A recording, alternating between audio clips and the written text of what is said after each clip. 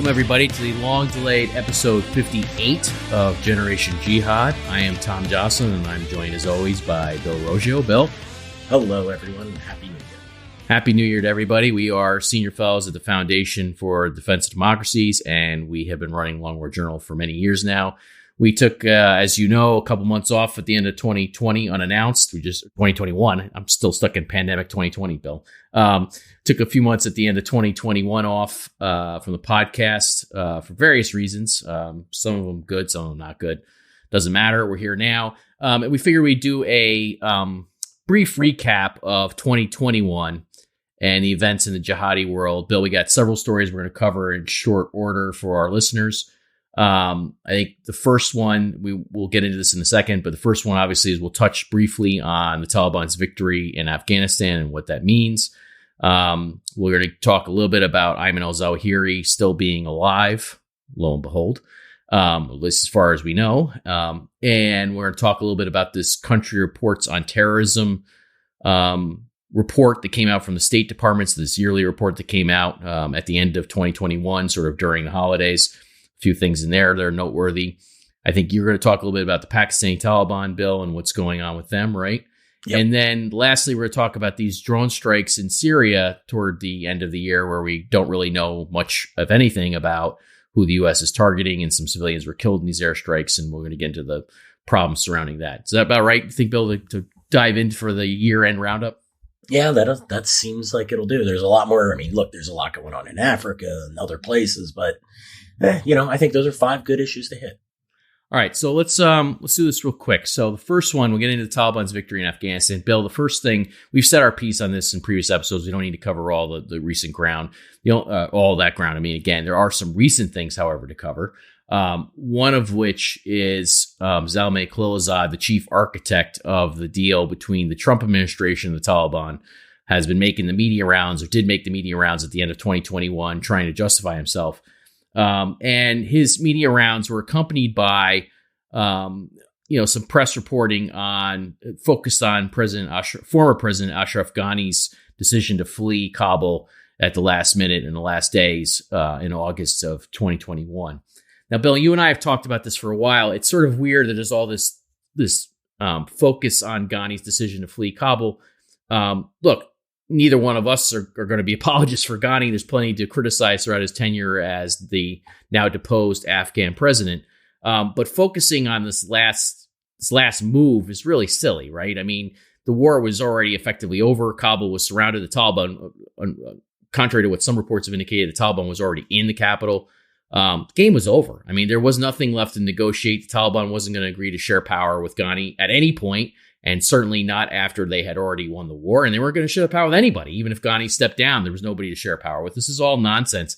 And it basically strikes me as that Khalilzad and others are trying to sort of scapegoat Ghani for their own failures, the failures of their own diplomacy. Now, again, Ghani, there's plenty. He has a share of the failures here for sure. We some of the point we can go into all that. There's plenty of critiques and criticisms to level against Ghani. I just don't buy this one. Do you, Bill?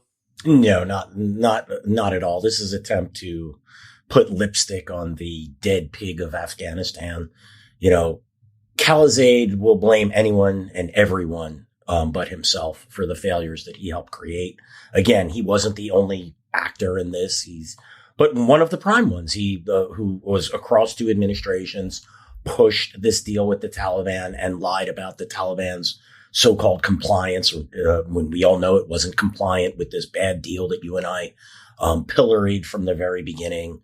The focus on the last 24 hours, as you noted, Tom, the fall of Kabul, as if he had just stuck around, there'd have been some deal to make. I mean, that's not just rearranging the deck chairs on the Titanic. It's getting the band to play and serving cocktails while everything is going on. The game was up by the beginning of August. You and I knew this. As soon as the capital of Nimruz fell, this thing was over. And honestly, I'm shocked that Ghani stuck in Kabul as long as he did. I mean, when you read some reports, like, his personal bodyguard was saying, look, I can't even ensure the loyalty of my own men. I can't ensure your safety.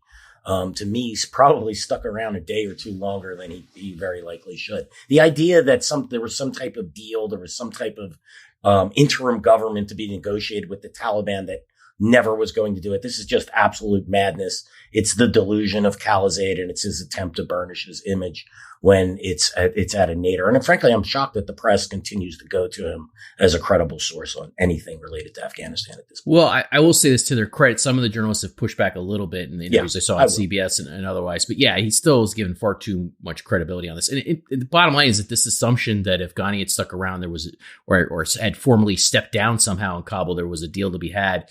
It just doesn't make any sense as a matter of logic or the basic facts of the matter. But it also is I would say, a symptom of the wider delusion that you and I have critiqued for many years now, that Washington and the U.S. military leadership and others operated under an assumption, and it was their assumption, their wishful thinking, that the Taliban wasn't fighting for victory, that the war was at a stalemate, and that there was some sort of political settlement to be had. And we can go through at some point this long litany of these statements from U.S. generals and military leaders claiming that there's not going to be a military solution to Afghanistan. There's going to be only a political settlement. That's how the war will, quote unquote, end. Well, no, we said you're wrong over and over again. The Taliban says they're fighting for victory. They are fighting for victory. And the idea that they would have settled for something less than victory when they already had the entire country, under its thumb by mid-August of 2021 and was just waiting to basically hold their parade through Kabul. The idea that at that moment they would have settled for something less than total victory is just nonsense. It's just more nonsense, more rubbish. But again, it's a symptom of this broader failure here to understand even what was going on that we've talked about many times. And so I do think there's a lot of scapegoating, and there's a lot of this focus on a lot of people are just not willing to move on from their wrong-headed assumptions. And I wonder too. You see now a lot of discussion about how the U.S. is going to deal with the Taliban. First of all, folks, the U.S. has been dealing with the Taliban since 2010 in terms of talks and negotiations. Never knew what it was doing during that period or understood the Taliban. I don't see any reason to think they're going to have some better understanding of the Taliban now. Right, Bill? Yeah, no, absolutely. If there's one interesting thing that's come out of this recent reporting on the autopsy of what's happened, is that you're seeing that Afghan officials are openly stating that they were misled by U.S. officials up until about the very end, that the U.S. would not leave them. This was something that I warned Afghan officials. I know you have as well. I think we warned them on the podcast even. I think even on a previous episode of the podcast, we said, if you don't know that they're leaving, you're missing the boat. Yep, we've done it publicly and privately. And, what we constantly heard was that defense officials, administration officials, state officials, diplomatic officials were constantly telling them the U.S. would not leave them, the U.S. would not leave them until they were left in the lurch. And this is where, Khalilzade, he knows that these discussions are being had. And this is where, this is why he, deserves a big part of the blame. I'd like to mention two really quick things on Afghanistan. I'm sure we're going to move on quickly on this. And it's two things that were said about the Taliban that right after and really continues to today. One of them, the first, is that it's disorganized, that they wouldn't be able to form a government and things of that nature. And people were remember there were rumors that were treated credibly by analysts who really don't pay close attention to Afghanistan, were suddenly so supposedly credibly putting out rumors like Siraj Haqqani, the head of the Haqqani network and one of the Taliban's top leaders, struck a Mullah Baradar, and there was a big fight in the palace. Well, they formed a government, and we see zero signs that the government's fractured. I hope we could put those stupid rumors to rest as you and I have done as they were occurring. And the other thing is the dire threat that the Taliban faces from the Islamic State.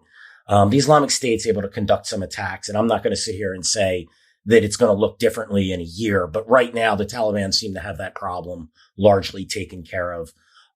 They might suffer a suicide attack here or there, but the Islamic State is not threatening to take control of a single district in Afghanistan that I can tell. The Taliban controls the military. It controls the security institutions.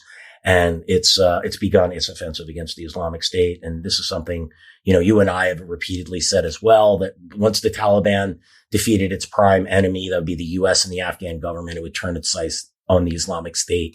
And I think we're seeing that happen. Again, there's a lot of variables in here and how the Afghan government's perceived by the Taliban government is perceived by other jihadists and how they deal with the Pakistani Taliban. But as of this moment, as we're talking, the Islamic State is not threatening the Taliban government whatsoever. So it's another just bad analysis point in a series of decades of bad analysis from bad analysts who should know better. All right. So it's talking about bad analysis or bad proclamations, let's say. There was this reporting, we'll move on to the second story. There's this reporting, we'll call it reporting. I don't even want to call it reporting. And I'm not going to get into who was specifically spreading it. But in 2020 and 2021, there was this, or really through much of the end of 2020 into the first months of 2021, there was a lot of speculation that Ayman al-Zawahiri, the head of Al-Qaeda, was dead. There was this whole, you and I know that didn't just that speculation didn't confine itself to Twitter, that actually made its way throughout U.S. government circles, and we had asked around about it. And of course, none of us are sitting. I always stipulate, look, here's a big caveat: none of us are sitting in Zawahiri's living room, right? We don't know what the hell he's doing on a day-to-day basis, who he's communicating with, what's going on there. We don't. There's very little clarity. We have data points over time that tell us that a lot of the prevailing sentiment, a lot of the prevailing claims are wrong. But we can't say at any given moment exactly what he's doing, right? Okay, so I stipulate that, or what his status is. But there was, you and I knew, and we said this, that when we looked at these reports that Zawahiri was dead, there was no real reporting to it. It just seemed to be social media chatter coming from very dubious sources. If it turned out to be accurate, it would have been highly improbable that this was highly improbable that it would be accurate. Just given how specious sort of the sourcing was. But, you never can say with absolute certainty. Well, in 2021, we got clear evidence from Zawahiri himself that he was alive as of the time that people were saying he was dead. Remember, he refers to an attack in Syria that occurred at the beginning of 2021. So he clearly didn't die in 2020. If he's talking about something that occurred in the first month of 2021, this is either the ghost of Zawahiri talking or he actually is alive. But the reason why I bring this up is I think there are two things about this bill that strike me, right? One, after all these years, we still maintain that most people don't really have a working definition of Al-Qaeda, the comment on this stuff. A lot of this isn't really well understood. There's a lot of blind spots, and I think certainly we have our blind spots for sure. There's a lot we don't know, but I don't think those blind spots are really recognized a lot of times in the commentary. People don't factor that into to express the shortcomings of their own views on these things and how there's a lot we don't know. And here Zawahiri pops up in 2021 to say, surprise, I'm still alive. And he's released a few messages since then. And yet there's not going to be any big sort of come to Jesus moment on all this where people go back to the basics and say, hey, maybe we don't really understand how Al-Qaeda is working or what Al-Qaeda is actually doing. Look, there's still other senior leaders in the game. I think that this long after 9/11, as the U.S. moves forward here after losing in Afghanistan and so much of the war, what was known as the war on terror, will be criticized, of course, and rightfully so. There needs to be a sort of back to basics on Al-Qaeda and Zawahiri, its role and how it's going. The U.S. government needs to communicate with people about what actually is going on here, like what it actually understands about this, because if it becomes an issue for the American people again, that they're concerned about, then we need to have these basic facts sort of squared away. That's the first point I would say. Do you agree with that, Bill? Yeah, Tom. And part of that bad analysis on that, right? Remember, they were telling us Zawahiri wasn't important. He's a crank. He's sitting in a room writing about things no one cares about. And then they're celebrating his death at the same time, even when we had very little evidence that he was dead. To me, that's the epitome of bad analysis. They just didn't understand Al-Qaeda. Yeah, it was coming from the same people that basically Al-Qaeda is always a decline or on death's door or whatever. And you and I say, look, Al-Qaeda has strengths and weaknesses. It's faced multiple setbacks for sure, but then it has victories as well. And you need to have sort of a nuanced analysis across the board as opposed to just always looking for the evidence that says it's in sort of terminal decline. Certainly Zawahiri was not in terminal decline in 2020. That's what we learned, right? So, maybe go back to basics on this stuff and figure out what's going on. But the second point on this, which I have to now remember, that I was going to make. Sorry about that. No, it's all right. No, it's not your fault. It's my fault. The second point on this, when it comes to sort of moving forward here in terms of understanding what's going on with Al-Qaeda and what was formerly known as the War on Terror in 2021, and now 2022, is that we don't really have a good sense of internally within Al-Qaeda what that sort of chain of command looks like to the public. This is what I mean by the back to basics, right? They need back to basics in terms of understanding what Al-Qaeda is, how it operates, the who's who. We had some evidence several years ago of sort of what, and this was leaked out of the infighting in Syria. We had this evidence of how the succession would work for Zawahiri if and when he dies. Al-Qaeda was already thinking about this. And remember, there were these letters that I wrote up, Bill, came out of Syria that explained, if Zawahiri dies, then this guy becomes the new emir, or this guy becomes the new emir, or this guy. Now, several people in those letters are dead, right? So who are the replacements? Who are the guys that are next up? And we can name some of them who are thought to be in Iran. We'll get into that in a second. And we can name some other people here and there in other theaters. But I would say that, there's been very little sort of said by the U.S. government about how this actually works, and very little public understanding of this sort of line of succession, because they clearly have a line of succession at this point in 2022, and we should know what that is. Yeah, absolutely. Tom, it's those letters, what they were from 2015, 16, if I recall. Yeah, 2015, I think 2014, 2015. So when I say clearly have a line of succession, what I mean is, it's 7 years ago now, based on the past. We know they've thought about this. We know that they've right now. The question is, what is it now? What is it today? Right. We don't know. Yeah. I mean, so and this is where you and I were saying, wow, that was great information, and we learned a lot about the leadership.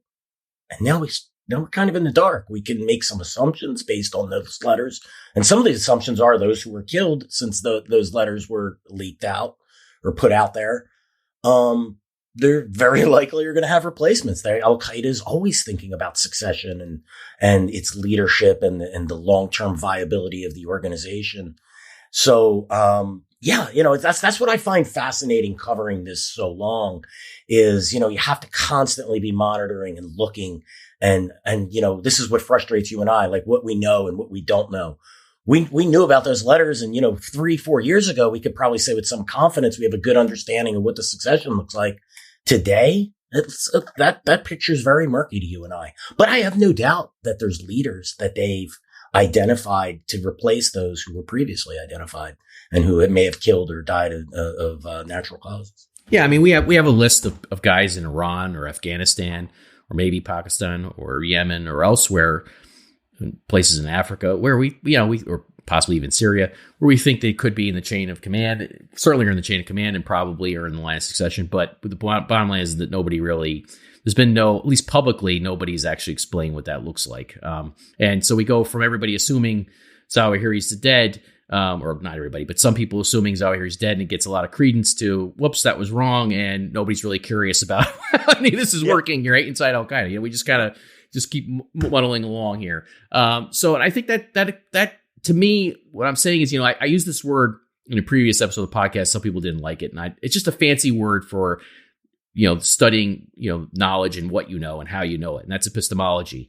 And all this is just to say, look, there are certain shortcomings here in the epistemology when it comes to Al-Qaeda and jihadi groups that are rarely recognized really in the field, or rarely recognized amongst a lot of people who comment on this stuff politically or otherwise. And I think we should recognize them, continue to recognize them in 2022. And a lot of this is just say, we need to have further transparency and further information about what's actually going on, instead of just assuming that none of it matters, because it, quite frankly, it could matter at some point, So anyway. Yeah, amen, Tom. I couldn't agree more. People who don't like that word probably don't like trying to figure out how they understand what they understand. Yeah. Well, so let's move on to the third thing here, which is this country reports on terrorism. I always say country reports on terrorism report. So it's reports twice, which bothers my OCD. But anyway, it annoys me. But anyway, so the State Department comes out with this report every year called Country Reports on Terrorism. You can find it on the State Department's website, download it, read it, yada, yada, yada. There's a lot of stuff in there that's worth noting. Some of it's stock language. It's sort of repeated year in and year out. Some of it's new. You can kind of get a sense of, how at least opens a window into one part of the U.S. government and how it sees ISIS, Al-Qaeda, the Taliban, and affiliated groups around the world. Now, there's a lot. There are several parts of the report that we always focus in on, partly because I think it's kind of funny, but partly because it's serious, but also funny. And one of those lines, Bill, that always shows up in this report, or at least shows up every year that I could think of since 2011 or 12, is this line about the senior Al-Qaeda leaders inside Iran. And this is one of those things where we talked about this a little bit before in the past.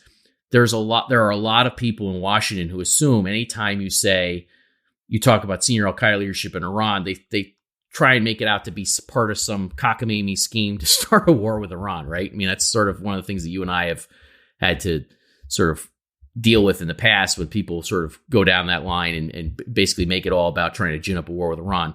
And why I find this funny is because even in the State Department's own reporting, they're saying there's something there of note. There's a relationship there of note, and it's something that people should be aware of.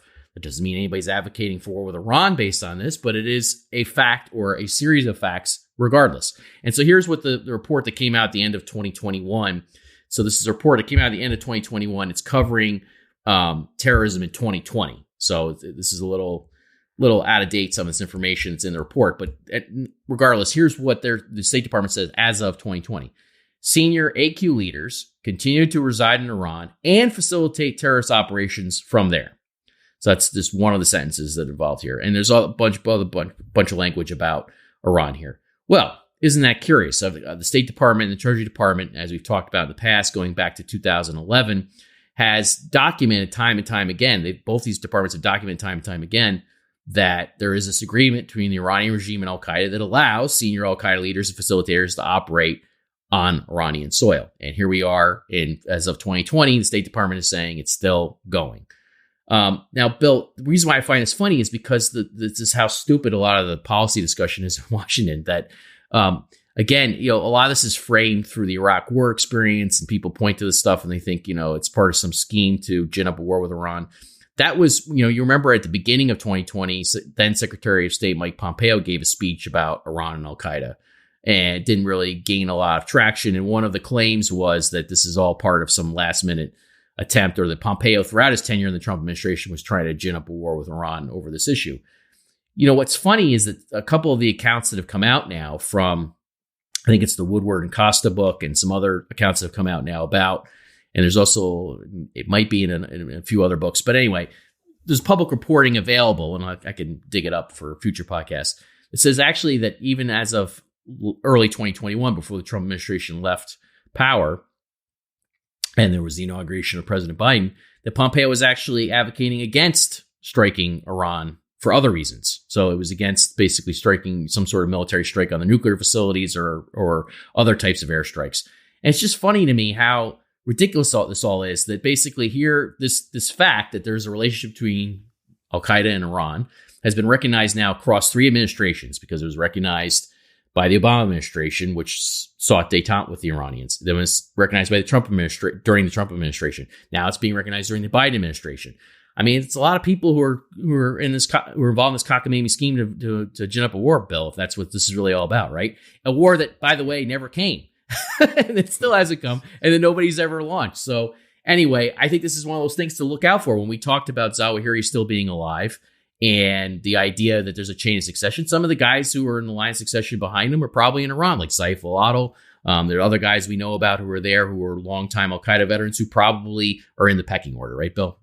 Yeah, absolutely. And, Tom, to me, this is just indicative of the problem that you and I lament all the time, separating facts and then the policy, right? The desired policy outcome from those facts. The facts are the facts. Iran supports Al-Qaeda, shelters Al-Qaeda. The evidence for this is overwhelming, just as Iran's support for the Taliban and Iran's support for Hamas and other groups. This is really that 3 administrations, 2 Democrat and 1 Republican, are telling us that Iran shelters Al-Qaeda leaders and allows it to plot terror attacks from its territory. Now, what you want to do about that is an entirely separate thing. Not to overstate this, you and I say this all the time.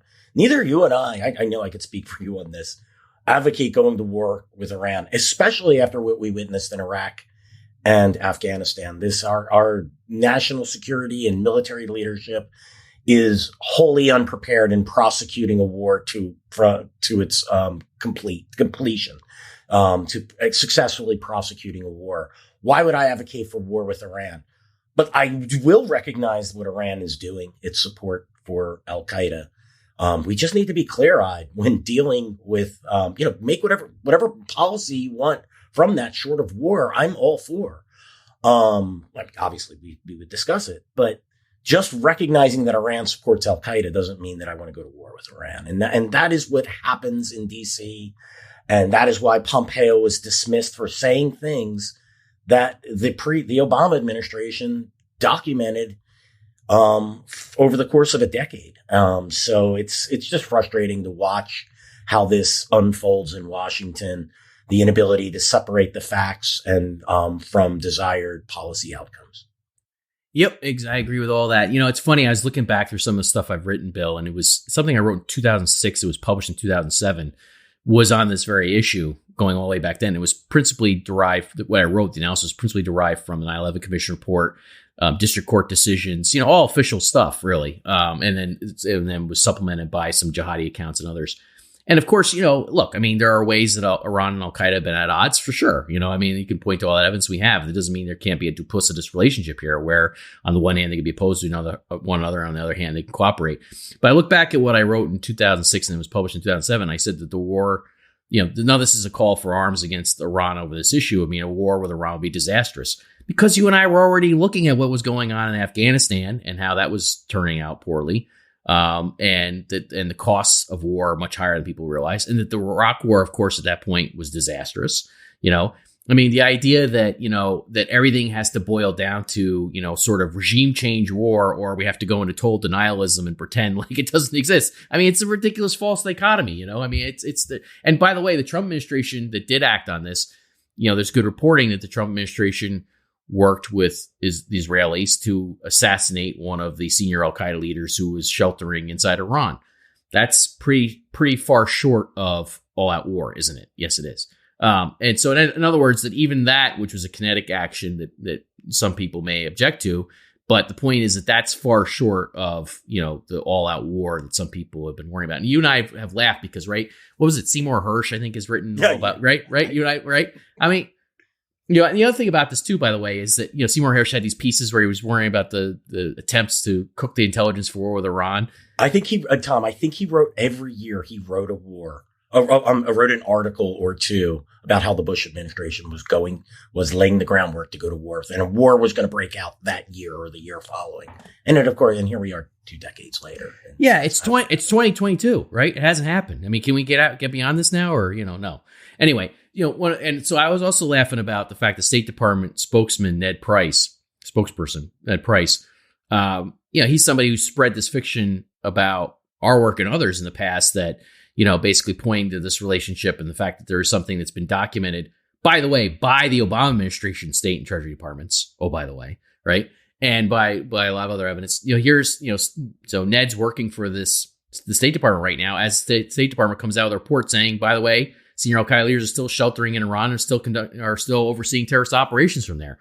Well, Ned Price has spread the unfounded nonsense that, that basically point this relationship or looking into this relationship is somehow part of an effort to gin up a war. War never came, and meanwhile, your own department is still pointing this relationship, Ned. So, maybe take a step back from the nonsense and actually recognize the facts once in a while. What do you think? Yeah, I absolutely agree. And if there's any reporters out here listening, if you want a little entertainment, you should ask them about it. Yeah, ask him what he thinks about the Iran Al-Qaeda connection. Ask him if spokesman for the State Department. Ask him if Secretary of State Anthony Blinken's State Department is trying to gin up war with Iran by pointing this out, right? Because that was the accusation when Pompeo was the Secretary of State. And listen, you can criticize Pompeo on a number of things, but this is one of the and this criticism just didn't fly, right? I mean, it just didn't fly. All right, so let's move on to number 4. Let's talk about the Pakistani Taliban, Bill. Why don't you lead that discussion a little bit about what you've been watching here at the end of 2021 into 2022. Give us a little update on the Pakistani Taliban, which is, I think, one of the more interesting angles on the Afghan Taliban's victory in Afghanistan has to do with what comes now for the Pakistani Taliban. Yeah, 2021 was a very interesting year for the Pakistani Taliban. The group was largely dormant over the last couple of years. The for whatever problems the Pakistani state has, it did lay the hammer down on the TTP, or the movement of the Taliban in Pakistan, after it took control of large segments of the Northwest Frontier, what used to be the Northwest Frontier province, now Khyber Pakhtunkhwa in northern Pakistan. And, but over the last several years, it has a new leader now, Norwali Masood. The leadership has shifted back to the Masood clan, which is the traditional leadership for the TTP. And he's been working hard to reorganize the elements of the TTP that split apart when its previous emir, Mullah Fazullah, who was not a traditional Masood leader, and he was a very divisive figure. And I think a poor leader that for all the successes jihadists have had, his appointment, Mullah Fazullah's appointment to lead the TTP was a monumental blunder at a time when it needed leadership. It got it a poor leader, and the group fragmented. So Norwali Masood he's putting the band back together. Most, if not all, of the big groups, including groups like Al-Qaeda and the Lashkar-e-Jhangvi and other terrorist cells in northern Pakistan, have reunified, and they've relaunched their offensive against the Pakistani state. You're seeing a lot of dead Pakistani soldiers and policemen now. But the TTP also played a crucial role inside of Afghanistan in helping the Afghan Taliban achieve its victory. The United Nations estimated over 6,500 TTP were operating in Afghanistan. I bet that number was larger. Its leadership was operating there. And now at the end of the year, you had the TTP Emir Norwali Masood. He, by the way, he did this fantastic. There's a video at Long War Journal that I wrote up on December 15th, where he says he's a branch of the Islamic Emirate of the Afghanistan, or the TTP is a branch of the Islamic Emirate of Afghanistan, or the Afghan Taliban. Its leader always swears allegiance to the Taliban's leader, and the group takes leadership advice and guidance from Al-Qaeda as well. So it's part of this network. Now, the Afghan Taliban has to they've distanced themselves by having a spokesman saying, "Oh no, that's not true. They don't swear allegiance to us," all while saying they support their cause and they love their brothers in the Pakistani Taliban, but they don't report to them. That is because of the difficult issue where the Pakistani state supports this is what you, Tom, I love call or term the wheel of jihad, where the Pakistani state supports the Afghan Taliban. The Afghan Taliban supports the Pakistani state. The Afghan Taliban supports the movement of the Taliban in Pakistan, which attacks the Pakistani state, which, and the Pakistani state supports the Afghan Taliban, and on it goes. So the Afghan Taliban's in a delicate situation. It wants recognition. Pakistan is pushing for that while it hasn't officially recognized, and it's at least publicly saying it wants the Afghan Taliban to get the Pakistani Taliban to come to a peace deal with the Pakistani government. A note to the Pakistani government: previous peace deals you had with the Pakistani Taliban resulted in them taking more and more territory. And if that doesn't sound familiar, look at Afghanistan today. You can't trust these groups in negotiations. So that's the dynamic you have. And you're seeing the TTP becoming more emboldened. It's emboldened by the victory of the Afghan Taliban's victory in Afghanistan against the U.S. and against the Afghan government, now defunct Afghan government. And I think we're going to be seeing a rise in TTP operations, and they're going to continue to be sheltered in Afghanistan. Even if the Afghan Taliban lies and says, no, they're not operating from here, they, of course, will be operating from Afghanistan. And there's another angle to this, too. I don't think parts of at least the powerful elements of the Pakistani state, I don't think they really care, because they still view it. That relationship with the Afghan Taliban is far more important than the Pakistani Taliban killing individuals in northern Pakistan or in Baluchistan. Killing the Rubes out in the hinterlands is not that big of a deal. They weathered the TTP conducting attacks on general headquarters in 2010 and laying siege to Peshawar and taking over most of the Northwest Frontier province. A Pakistani Taliban nuisance is a price to pay for that relationship with the Afghan Taliban, with the strategic depth and all those issues. So I don't think you'll really see any movement on this issue. Yeah, when the Afghan Taliban took over Kabul, there were some pictures that surfaced on social media of Norwal Massoud in Kabul itself. Obviously, he and his men had supported the Taliban in their war against the now deposed Afghan government and U.S. and NATO forces for many years. I don't see any evidence the Afghan Taliban is going to betray them after all of that. They're blood brothers. Al-Qaeda is, of course, intertwined throughout this whole story. The other thing here, when it comes to the Pakistani Taliban, is that the Afghan Taliban's takeover of the country meant that a lot of prisoners were released from Afghan prisons. And some of those prisoners included key Pakistani Taliban leaders and commanders. I wrote up one previously who had reportedly worked with Ayman al-Zawahiri. So, there's a lot of bad dudes who are now once again freed. You had a lot of guys freed for ISIS that came out of the prisons, including the suicide bomber who attacked the airport in Kabul in the last days as the U.S. was retreating in August of last year. You have a lot of other ISIS guys. Then you have Al-Qaeda guys, you have Pakistani Taliban guys. So basically, this is a story that's going to be ongoing, I think. The 2021, the Afghan Taliban's take over the country and these prison breaks is going to be part of the ongoing story for understanding global jihadism going forward, who these guys are and what they're doing. And it's got to be a mess. Yeah, absolutely, Tom. I mean, this is the Afghan, look, as you and I have said, and I think we had a podcast titled this, if what happened in Afghanistan stayed in Afghanistan, we could all just sort of shrug our shoulders.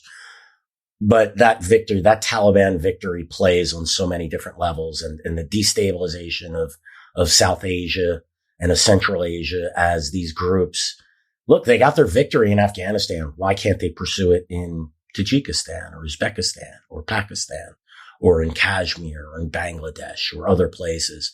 And I think this is the natural outcropping that we're going to see developing over the couple of years. And if you think that's not a big deal, well, Pakistan is a nuclear armed state whose elements of its military and security services are highly sympathetic, if not overtly supportive of these jihadist organizations. All right. So fifth and final story we'll cover briefly for our year-end roundup for 2021 is that in December, the U.S. of 2021, the U.S. announced that the U.S. military announced that it had targeted a suspected senior al-Qaeda leader and planner in a drone strike near Idlib in northwestern Syria. What's interesting about this drone strike is just how few details, once again, the U.S. military provided about who the target was. That is important for a lot of reasons, but one of which is that the bombing proved to be almost immediately controversial because civilians in a nearby car were impacted by this, including a young boy who was injured. Basically the drone war is more about the drone war than anybody, Bill, from the outside in terms of covering this and putting together the details. It's definitely not at its peak. You still have, far fewer drone strikes today on average every week than in peak times in the past. But you still have some drone strikes are being carried out. And, you can see that there were, several drone strikes in Syria over the preceding months leading up to this December 3rd strike. And just the U.S. military is providing very few details about who it is going after and why. And that's a problem, right? If you're going to go after somebody and say that force is necessary to protect Americans and American interests from al-Qaeda figures in Syria, one, you should be willing to explain how this all works together, what the al-Qaeda puzzle looks like. Some of these guys, all we're getting details is, well, they're part of Hurus al-Din, which is this al-Qaeda group in Syria. Okay, but how does that fit into the broader scheme here of what al-Qaeda is trying to do? And second of all, why are these guys deserving of being droned, Rick? What is the point of droning? Why is it that they present such an immediate challenge to the U.S. and such an immediate threat to the U.S. that you have to risk civilian casualties, right? And so I think that what we're seeing here with the sort of this, low frequency drone campaign the U.S. is now conducting, and that could change at any time, but right now it's a low frequency, is that you still have a problem of transparency. You still have a problem of explaining to the public why you're doing what you're doing. And then you have the consequences of it. You have the consequences of causing civilian casualties in drone strikes that are not articulated, that aren't explained to the American public. Bill, Yeah, Tom, I mean, for you, all the listeners, Tom has a great write up of this at the Dispatch and sometime in December. I forget. Last month is a blur. So I highly recommend it. Go seek that out and give that a read. That's what we're talking about right here. I think the military, the government has gone the worst of both worlds when it comes to the drone strikes. If you want to be transparent, be transparent. Explain who these individuals are. And I'm not talking he's, Abu Muhammad al-Jihadi, and he was a planner for the Islamic State or Harasadin or whatever. And that's it. Tell us about him. Tell us why he was a threat and why he was targeted and why the risk for civilians to be killed or wounded in these strikes. Explain to the public why this is important to the American public, or make it black. But instead, they're taking the worst of both worlds here, and they're giving us the bare amount of information, and all it does is raise questions. I would just say one quick, Bill. The third option, of course, is don't do it. Right? If you don't or don't do it. Yeah, right. If you're going to make the strike, do one of the two: keep it black, right, or be transparent. But absolutely, Tom. I couldn't agree more. Yeah, I mean, or you have to the point is you have to have a clearly articulated rationale for the decision that's made. And there has to be accountability when things go wrong. And part of my problem with this is that, as we saw with the airstrike, for example, in Kabul at the end of the war in Afghanistan in August, the U.S. was saying that was a righteous strike. No, it wasn't. Right? It was up to the press to figure out who actually was killed and that it was a mistake. He was an Islamic State attack planner. Right. That was it. That was the information we were getting. Right. And it wasn't. He wasn't. Right? And he wasn't. He wasn't. He was just a humanitarian worker who was innocently killed along with children. The point is that, my point in all this is that by using these sort of common, this common verbiage, these sort of, how I would put it, this like shallow descriptions that they issue, to me, it means that it's not being as thought out as it should be, right? Like you should really, when you go to strike an enemy, you should have a very clear idea in mind of who it is you're going after. The whole point of the drone campaign is to limit, the impact on civilians and try and take out precise targets, right? Take out people who we think that the U.S. government thinks are really a threat to the U.S. And what we're seeing here, I think, with a lot of these strikes is they're not able to articulate in clear fashion even for nerds like us who are covering this stuff all the time. They can't tell us who these guys really are. They're not really explaining to us who they really are or why they're such an imminent threat, supposedly. That's a problem, And Tom, that was exactly what I wanted to say here. When you and I, who are, like you said, we're nerds about this, when we're researching, when we're going, why did they do that? Who is this? I've never heard of him. When we're doing that, that's fine, right? There are individuals who we don't know. So tell us. If you can't convince you and me, how are they going to convince the average person that strike was valid, that it was important, that it was necessary? And, that is a major, major problem. Sorry, and I didn't mean to cut you off there. And the other quick point on this is, look, they want to sell this drone campaign as being bloodless. We're only killing bad guys. You need to realize that we're going up against individuals who are operating in civilian environments. They're living in civilian neighborhoods and traveling on roads where people are traveling. So this is why it's doubly important to explain, because you are not going to have zero civilian casualties. You will have them. When the U.S. killed Atiya Abdul Rahman or Abu Yahya al-Libi, right? Like these were easy people for you and I to explain who they were. They were public figures. This was easy. So they're not hard sells, but when the American public or even you and I haven't heard the name of an individual and then a civilian's killed or wounded in the operation, and then you have things like the Kabul strike where you and I knew something was wrong with that. Right. Like I can't, Tom, those conversations. Bill, you know what? Go back to the Long War Journal and you'll notice what? We didn't write on that. We didn't write on that because you and I smelled a rat, right? There was something wrong there big time for us. And I couldn't prove it. You couldn't prove it, but we just suspected there was something. We had no indication, no reason to think that was a righteous strike, as the military was saying. And that's part of the reason why we go silent sometimes, is because I don't want to just parrot what they're saying. I want to actually know what the heck's going on, right?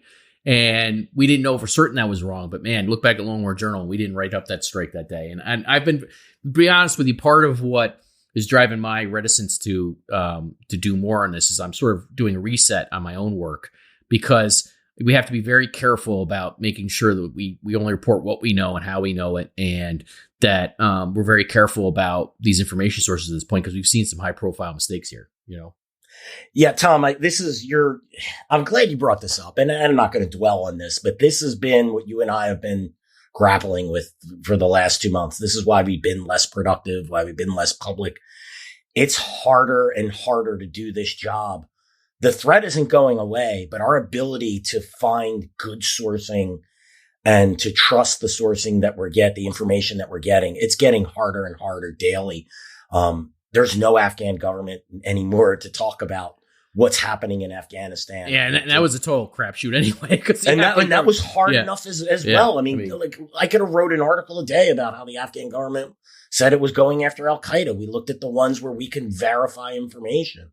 This is part of the what do we know and what we don't know. And so, it's getting harder and harder. And this is why, if we're struggling to process this information, it's no wonder that the U.S. public has given up on the war on terror. Yeah, I don't even think I think it's struggling to get it right, to figure out what information is right and makes sense, and to find new accurate information. There's plenty of stuff on social media. I mean, I catalog stuff on social media every day from the jihadi world. The problem is that some of it is obvious and is straightforward, and a lot of it isn't, and, look, what I would say about Al-Qaeda in Syria, for example, this always reminds me of, you remember the so-called Khorasan group in Syria? Yes. Back in 2014, the Obama administration goes after them, right? And there was all this confusion over what the Khorasan group was. And I have been tracking the members of the so-called Khorasan group, and I could tell you they're just Al-Qaeda, right? That's the funny thing about that. I hated that term. Yeah, it was so stupid. It's Al-Qaeda. It's Al-Qaeda in Syria. It was so idiotic, because Muhsin al-Fadli and Sanafi al-Nasr, these are guys who I was covering, and I knew who they were. And when they say, well, they're Khorasan group, I'm like, yeah, they're just part of Al-Qaeda. And of course, the Obama administration eventually said, no, we're just talking about, core Al-Qaeda is the way they put it, or, members of Al-Qaeda, right? But a lot of people took that confusion, which was really just a stupid word game. They took that confusion and ran with it and sort of gave some nefarious, color to it. I know Glenn Greenwald, the prolific commentator, has done that numerous times. He scoffs at the idea that there's a Khorasan group. Well, Glenn, there was a Khorasan group. It was just an internal part of Al-Qaeda. I'm sure he doesn't know anything about it. But that was just, how the U.S. government mangled it couldn't even articulate there when it had a clear case on. In some cases, the guys were U.S. designated terrorists, and the U.S. government couldn't clearly articulate who it was they were going after. Right and that's because of a faulty idea about what core Al-Qaeda was. I mean, there were all sorts of problems. Right? So they come up, well, it's the Khorasan group. Khorasan, of course, comes the Afghan-Pakistan region, and they had to be leaders who were embedded in Syria, but really were core. Yeah, as if you couldn't have core again, not knowing Al-Qaeda causes a problem of understanding what Al-Qaeda leaders in Syria mean to Al-Qaeda's organization. Yeah, how they fit in the puzzle. How do they fit in the pecking order? Yeah. What does the organization actually look like? Which is part of the theme of this podcast, which is, if you're going to explain this going forward, you better explain what this actually looks like as an organization in 2022. But what I mean by this, by bringing that up, is just that, Bill, in the Khorasan group, you and I could figure out who those guys were, right? And why they're being targeted. And there was a logic to it. Not saying agree with everything that happened, just saying we could understand how they fit in the pecking order, because there were, for the most part, there were known personalities, right? This is not that. Like the strikes we saw at the end of 2021, these are not guys who are well known outside of very secretive, I think, government channels, and so this is very different. And so that, there should be more skepticism about this, especially as civilian casualties are being incurred, right? I mean, that's the point. And I think that this is not being really adequately addressed to our minds, I would say. Yeah, absolutely, Tom. I couldn't agree with you more, as usual. Well, as we go through 2022 here, and we're going to try and we're going to do a reset. We did when Bill talked about how sort of we powered things down a little bit at the end of 2021. It was in terms of writing and in terms of producing podcasts. We're sort of doing a reset here to figure out how to handle these issues going forward and what we want to say and how we want to handle all these different stories. Part of it is always expressing doubt or skepticism or uncertainty. One of the things that I've tried to do publicly over time, and I'm sure I've fallen short in this regard, but there's a lot of uncertainty around a lot of this stuff, and you have to be able to express that, and but also the what was formerly known as the U.S. war on terror came to a crashing halt or came tumbling down really in Afghanistan in 2021 and proved to be a fiasco. And there needs to be a reset, obviously, by the U.S. government in terms of what they want to do on this. And I'm going to leave you on one closing thought, which is sort of an oddball, a screwball here, Bill. But I'm not going to get into this. I'm not going to dwell on it, but I just want to be on the record publicly when I say this for various reasons. As we come to the end of, certainly in Afghanistan and elsewhere, that sort of war on terror period, of course, terrorism is not going away. Jihad is not going away. The U.S. is going to have to deal with it. But as we come to that period, the 20-year period came to a close, you could see people talking about the lessons learned from the war on terror era and trying to apply some of those to our domestic problems or domestic issues. I just want to say, as an American, no. We do not need to import any of the pathologies from the war on terror era into our domestic politics. Forget that. We have domestic issues. We have various forms of extremism across the political spectrum. We have a lot of problems here to deal with domestically inside the U.S., but keep the war on terror thinking out of it entirely. It just there's no place for that in terms of our domestic discussions. You and I, we never went along with. You and I were skeptical and critical of some of the stuff that was done in terms of surveillance, in terms of the NSA and phone records and that type of thing. We were, you and I are both the type of guys who, when we hear that our phone numbers are being scooped up, we're like, whoa, wait a minute. And again, I'm not accusing anybody of doing anything nefarious, but just there are all sorts of issues here when it comes to government power that we're very sensitive to. And certainly as two guys who've covered the war on terror period, look, we don't need to import all those pathologies into our domestic discussions. I'm seeing generals comment on different issues here, and sometimes they're using verbiage from, these wars overseas to describe what's going on here. And I think we need to be very careful about that. And what I would say is you can, even if there are similarities in some regards, it doesn't mean they're the same thing. There are plenty of differences too. I always say that when it comes to people always talk about Afghanistan and the Vietnam War, they try and compare them. And I say, well, yeah, there's some similarities for sure, but they're still fundamentally different conflicts for a lot of reasons too. So, let's not oversell the similarities. Same thing when it comes to our domestic politics. Let's not view everything through the prism of war. Let's be very careful in that regard. And I'm saying that for various reasons, which may become important, but we'll talk about that later. What do you think, Bill? No, Tom, I couldn't agree with you. The idea that our neighbors are our enemies and things of this nature, it's very disturbing and very depressing. And it's also something I think that's weighed on you and I over the last several months of the closing year. There's a lot going on. I'm not going to lie. The rhetoric that exists on all sides of, again, viewing the idea that I need to view people who have different views than me on one issue or another means that they're my enemy, that they're a domestic terrorist or something. It's absolutely insane. This needs to stop, and we need to get back to just disagreeing on issues and not calling each other terrorists and trying to use the government to suppress thought of one sort or another. This is just absolute madness. And if it continues, it may be the undoing of our country. Yeah, well, a lot of these issues, the reason why I wanted to just issue this warning is I think it cuts a lot of different ways. And I'm not going to talk about all the ways here, but I think it cuts in a number of different ways. And I think we need to have a healthier discussion about, how to solve the political problems going forward here and in the political process, and not importing all these mistakes of the past from these foreign wars into that discussion. That's what I would say. So I think I'm going to leave it there. Bill, anything else to add? No, absolutely, Tom. Thank you for bringing that up. And Happy New Year to all of our listeners, to you and your family. And thanks for being patient with us. And we look forward to getting our next episode out. All right. So that's episode 58, the long delayed episode 58. Bill and I just got to, spend some time together doing this. We decided to be, sort of off the cuff again to get an episode out. Recording this the first week of 2022. Happy New Year to everybody. Hopefully 2022 is a better year than 2021. And we will see you again, hopefully soon. Just a reminder, you can find this podcast, Generation Jihad, anywhere else you listen to or watch your podcasts. It includes YouTube, Spotify, Apple, and a bunch of other platforms I don't follow. Anyway, in any event, take care, guys, and hope to see you soon.